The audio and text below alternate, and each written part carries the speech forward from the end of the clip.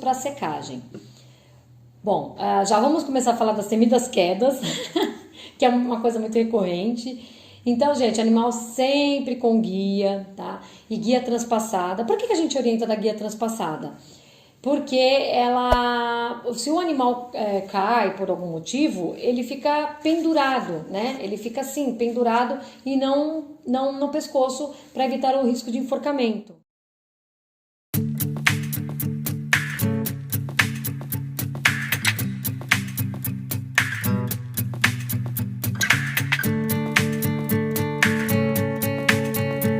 Assim, para evitar fraturas dos membros, mandíbula, crânio, entre outros, né? Então vamos evitar aí as quedas. E por falar em enforcamento, não deixe o animal sem supervisão na mesa de jeito nenhum, gente. Mesmo que você conheça o animal, mesmo que você saiba que aquele animal é tranquilo, porque de repente, sei lá, ele escuta um barulho, assusta, ou ele vai se chacoalhar e acaba desequilibrando, cai da mesa, principalmente se a mesa tiver uma superfície meio que não seja tão antiderrapante. Muitos usam aqueles... É um revestimento assim prateado que a gente compra em casa de construção, assim, que você cola, tipo um autoadesivo, assim, e aquele é um pouco mais liso do que o antiderrapante normal, então pode acontecer sim a queda, tá? Então não deixe sozinho. Até nós vimos aí um caso há um tempo atrás, de um pet que também fechou, de um cachorrinho que ficou na mesa, o tosador saiu por alguns instantes para... não me recordo exatamente, eu vi essa matéria no G1, eu não exatamente não me lembro o que ele foi fazer, mas o cão pulou e quando ele chegou o cão já estava enforcado. Então, não deixe de forma alguma, tá? Acumulou cão, não tem onde deixar, tente sempre fazer a sua agenda de um modo que isso não aconteça, porque isso é um problema muito grave no banho tosa. Isso acontece bastante. Secador, vamos lá, queimaduras por secador.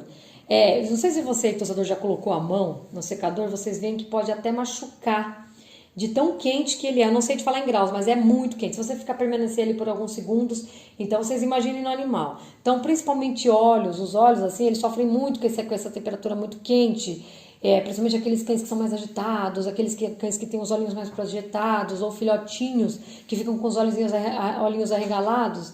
Aquele secador no rosto é muito perigoso. Inclusive... tem alguns cães que desenvolvem problemas nas córneas e até leva o tutor a achar que o tosador machucou com algum objeto, né, perfurante. E às vezes nem foi, às vezes é o secador. Muita gente coloca o cão para secar na gaiola, vira o secador bem quente pro rosto dele e o cão fica ali, ó, com aquela temperatura extremamente quente no olho. E é muito perigoso, tá? Então, estando na mesa, deixa pelo menos uns 30 centímetros, sempre na temperatura média, não há necessidade de pôr na quente. Inclusive, alguns proprietários até desligam a chave, quando vão mandar o secador para manutenção, pedem pro técnico desligar a chave mais quente. Ele só fica na chave média e fria, que é para evitar esses acidentes. E se for secar na gaiola, porque tem alguns cães que eles ficam muito agitados, né? Então, se for secar na gaiola, você coloca uma distância pelo menos o dobro que você colocaria na mesa, tá? E nunca direto pro olho do animal, pro animal, coloca pro lado, para que ele fique circulando lá dentro, ou para cima, deixar o ar circular, é melhor do que ele diretamente para o cão, tá? Secar em caixas de transporte eu não aconselho. Nós estamos falando em caixas de transporte, não aquela caixa secadora, que nós vamos falar daqui a pouco. Mas caixa de transporte é um ambiente muito apertado, muito pequeno, o ar não circula muito. Então não aconselho também a secar dentro de caixa de transporte. Cães grandes. Eu já ouvi relatos de pessoas que usam 2 secadores em cães grandes, né, para secar mais rápido, Chow Chow, Golden, Husky. Não façam isso, gente. Isso aí pode provocar uma hipertermia no cão. Isso é muito perigoso. Você criou uma câmara de tortura ali para ele vai ficar muito quente, é muito perigoso. Não usem 2 secadores, tá? Sempre com prudência, pessoal. Agora nós vamos falar do soprador. Soprador, que às vezes ele parece ser o vilão do banho tosa, mas se nós soubermos usar direitinho, ele é um grande aliado nosso na secagem, principalmente para secagem eficiente ali na pele do animal, para evitar fungos, problemas de pele, né, de forma geral. O soprador, ele tem um jato muito forte de vento. Então, assim, não se deve virar esse jato para o olho do animal, para as narinas do animal, porque ele dificulta a respiração. Até, tosador, se você quiser fazer um teste, ligue o soprador e vire para você ver. Você não consegue respirar ali, é uma entrada muito rápida de ar, né? Muito forte de ar. Então, não se deve virar para o focinho, Não se deve jogar dentro do ouvido do animal, é um barulho insuportável para ele, tá? Sempre coloquem algodõezinhos, o algodãozinho branquinho mesmo na hora da secagem, porque além dele absorver a água, né, se tiver alguma umidade lá dentro, ele também ajuda a abafar um pouco o som. Inclusive existem fones, eu uso aqui muito fones para cães que também abafam bem o som, também ajuda ele a ficar menos estressado, tá? Então não vire esse soprador direto pro cão. Sempre seque de trás para frente, tá? Sempre segurando a orelhinha do animal para não ir o jato de ar lá dentro e de trás para frente. E procure não ficar fazendo um movimento de vai e vem com ele que a gente faz para secar mais rápido, porque esse cães de pelo muito comprido pode haver o chicoteamento do pelo nos olhos, que também pode ferir o olhinho, tá? Então sempre tenta deixar ele com uma distância maior, né, do que você deixaria no corpo, maior e de trás para frente para ficar suportável para o cão e não haver risco de machucar o olhinho. Agora uma situação que parece engraçada, mas já aconteceu comigo. Teve uma época que eu troquei o material da minha mesa, que foi inclusive esse que eu comentei com vocês, que era um material prateadinho, assim, ele até era antiderrapante, ele tinha uns vergõezinhos, assim, vamos dizer, porque ele é antiderrapante. Porém, ele não é tão eficiente assim quanto eu achava. E eu tava no começo, né, do meu banho e tal, e aquela época eu fazia eu e minha mãe, nós fazíamos em duas, e a sorte que ela tava junto.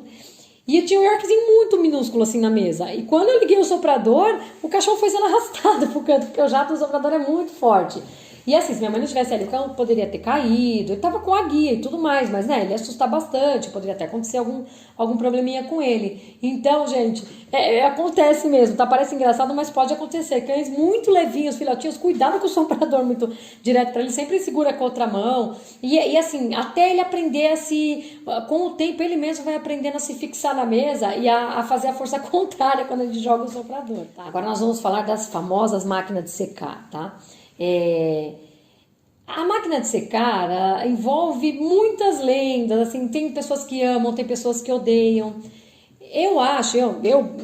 Eu penso que é uma ferramenta muito legal no banho tosa, porque ele realmente ajuda a evitar estresse nos cães, ele ajuda a uma secagem mais eficiente. Então, ela, se bem usada de uma forma certa, ela sim, ela é um instrumento muito bacana para o banho tosa, tá? Mas tem que saber usar.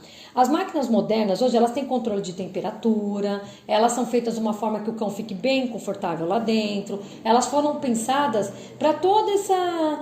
para agregar tudo isso, bem-estar e uma boa eficiência, elas são econômicas, então eu acho muito bacana ter. Há algum tempo atrás aconteceram alguns acidentes com máquina de secar, mas assim, foi por imprudência dos tosadores, tá? Então eu costumo falar assim, a máquina, ela não é a vilã, ela, se bem usada de forma certa, ela é fantástica, ela é praticamente um funcionário no banho tosa, né?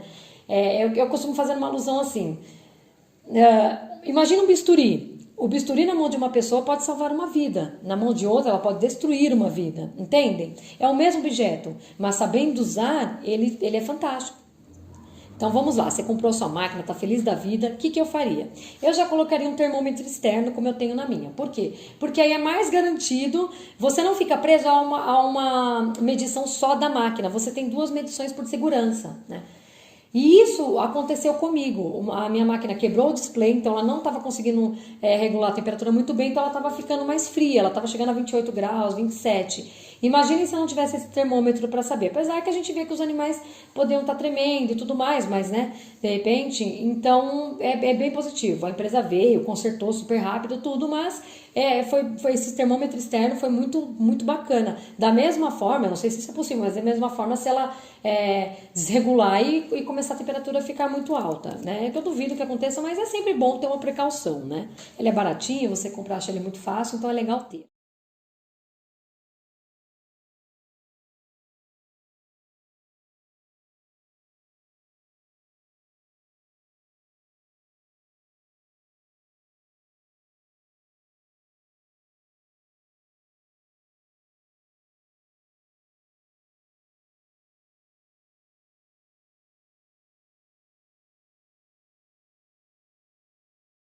O pessoal por aí coloca vários cães juntos dentro da máquina, o que não é bacana, gente, tá? Pode gerar muita hipertermia, mesmo que seja do mesmo tutor. O tutor trouxe 10 cãezinhos para você. Não coloque todos eles dentro da máquina, tá?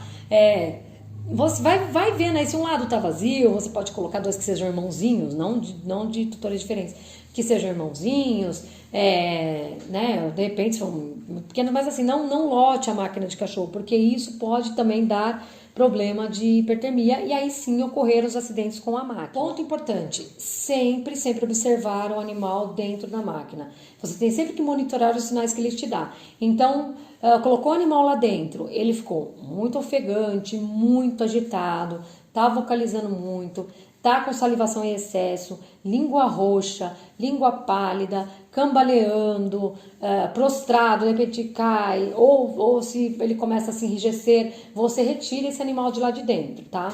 É sempre importante estar monitorando o animal lá dentro. O animal mais acostumado, não que não exija monitoramento, você tem sempre que estar observando ele, mas a chance disso acontecer é muito menor. Alguns cães não estão acostumados e podem sim ficar muito estressados lá dentro, tá?